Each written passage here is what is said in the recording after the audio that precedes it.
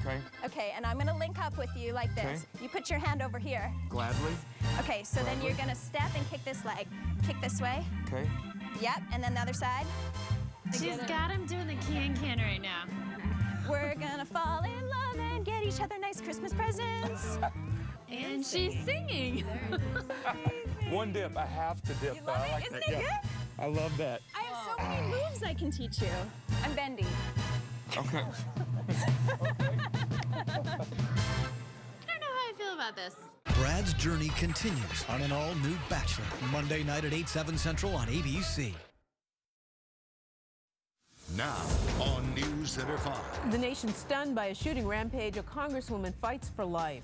Our hearts go out to the family members of those who have been slain. Did the gunman act alone? Everybody likes her and everybody respects her. Standing together, colleagues offer support from both sides of the aisle. Here comes the next storm system. I'll tell you how much snow tonight, and I'm tracking another one for midweek. 2 men stabbed fatally outside of this Wareham hotel. We talked to an eyewitness who tells us one of the men's last words. Hope from the ruins. A year after the earthquake in Haiti, an orphanage rises. You're watching WCVB-TV Boston. This is News Center 5 at 11. Part 2 of a tricky winter storm system moves into Massachusetts. Hail comes pounding down in Wareham, and that area could pick up several inches of snow tonight.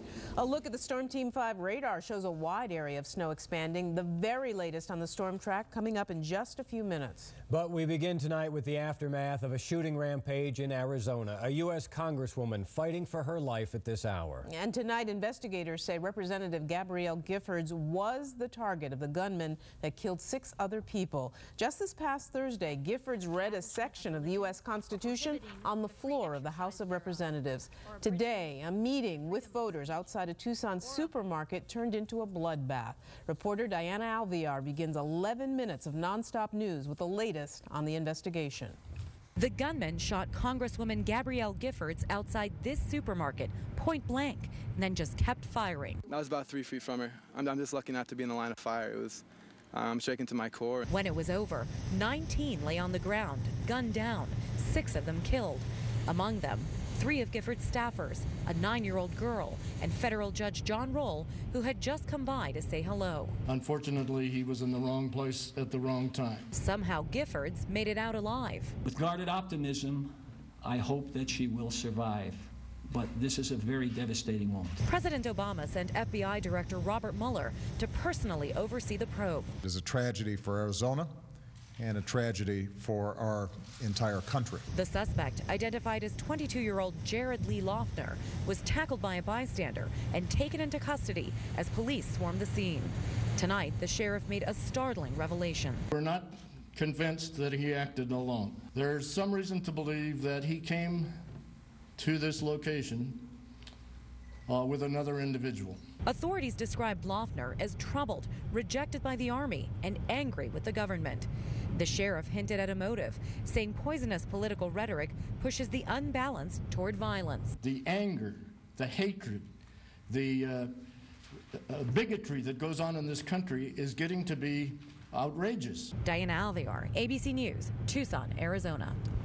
Members of the Massachusetts congressional delegation are calling the Arizona shooting senseless and tragic. As News Center 5 Cheryl Fiandaca tells us, many local representatives have worked closely with Gabby Giffords on Capitol Hill.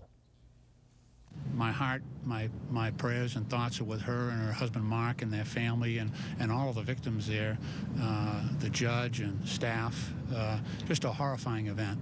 Congressman Stephen Lynch saddened by the tragic news about his colleague Gabrielle Giffords. She has really tried to provide a bigger voice in a party that's sometimes dominated by the liberal wing of our party, but she's really been someone who I think that's brought common sense to the party and to some of our issues. So, and she's been unafraid in doing that.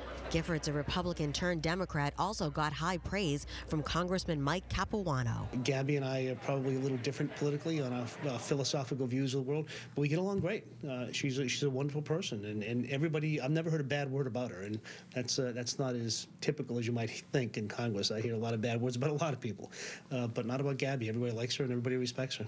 Despite the respect from her peers, Giffords did receive threats for her support of the health care bill. Gabby got some threats as well in a difficult situation. Again, it's a tough district. There's a lot of emotions running high, and some people don't understand how to express their emotions in appropriate ways.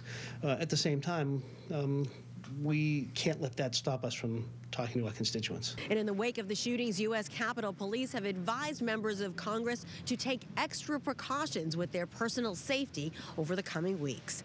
In Boston, I'm Cheryl Fiandaca. Was one of several members of Congress whose office was vandalized in the wake of the health care reform vote. Massachusetts Congressman Barney Frank is no stranger to the aftermath of that emotional debate. Tonight, while he refused to rush to judgment about what's behind this violence, he did urge general caution. Obviously, it would be a good thing for all people to avoid incitements to violence and overly demonizing people. It would be great if people could be very vehement about policy differences, but stay away from the kind of personal demonization we see. And from Massachusetts Congressman John Tierney, this reaction. This is a terrible personal tragedy, and our hearts ache for Gabby. This type of incident cannot be condoned if our nation is to continue as a democratic republic. Republican Senator Scott Brown called the shooting an unconscionable act of violence, saying his thoughts and prayers are also with Congresswoman Giffords and all of the victims. Reaction also from outgoing Congressman Bill Delahunt, who wants everyone to tone down political rhetoric. Delahunt tells News Center 5 the shooting of Congresswoman Giffords is devastating. Knowing Gabby Giffords, it is heartbreaking. You know, she's a wonderful, young, vibrant public servant. Bill Delahunt's term ended last week. He chose not to run for re-election. He says the debate is no longer just about issues, it's strident and hurtful. The year leading up to these midterm elections was different in tone and different in quality.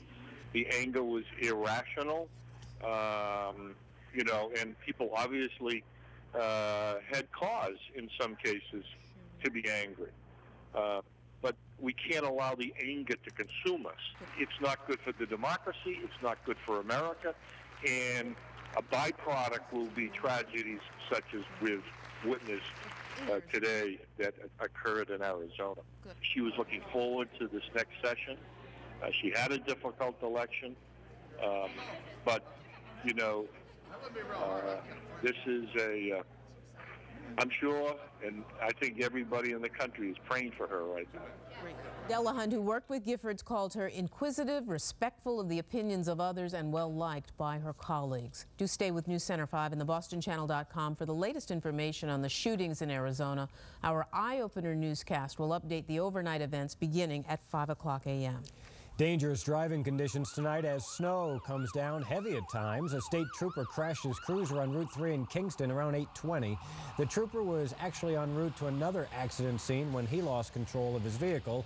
Whiteout conditions were reported at the time. The trooper was not injured. And Storm Team 5's Mike Wonkum joins us now. And I guess, obviously, drivers have to be very careful out there. Yeah, you know, it doesn't take much. I mean, the roads are very slippery whenever we get just a little bit of snow out there. And sometimes with less traffic on, the traffic tends to go a little bit faster. Right. Well, we still have a winter weather advisory out. This is the area. It's been downgraded a little bit. It's still in effect until 7 a.m. tomorrow morning. So you do want to be cautious if you're going to be driving, especially south of the city. Now, radar is still showing us some snow, but you'll notice what's happening. A lot of this is pushing inland and kind of wrapping down this way. But I also want to point out a couple of other features. If you go to the north, we're starting to see some of this moisture try to wrap its way back down around the coast. So we're not done with it yet. It looks like we are, but this is going to come rotating through. It's not going to give us much, but again, in the overnight hours, just a little bit of snow, and that's where we could have some problems. See how it's all just kind of rotating this way? A lot of this moisture is out of radar range, so you don't see it out here, but this just wants to come back in at us. So I think overnight tonight, snowfall totals, perhaps at the Cape we could see 3,